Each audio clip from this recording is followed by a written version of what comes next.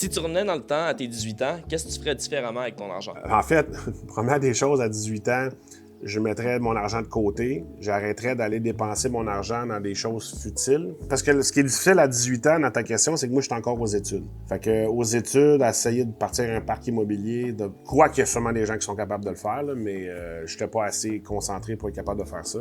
Mais c'est vraiment de mettre plus d'argent de côté, arrêter des sorties inutiles. C'est commencer à mettre de l'argent de côté à toutes les semaines, toutes les sorties, des fois que tu peux éviter. C'est vraiment de commencer à investir plus jeune. Puis j'avais vu déjà l'impact au cégep de quand tu commences à investir à 20 ans versus tu commences à 30 ans, l'effort supplémentaire que ça prend pour t'arriver au même point est vraiment plus grande. Ces 10 ans-là, ça peut être un game changer. Puis c'est surtout de se concentrer puis de travailler plus parce que je pense que, tu sais, autant que j'ai travaillé très, très jeune, à un moment donné, j'ai comme plus voulu faire vivre, j'ai une vie à vivre, j'ai le droit de sortir. C'est de mettre plus d'efforts dans le travail que j'en ai mis 18, 19, 20, 21. Dans l'âge à l'université, c'est de travailler plus, en fait.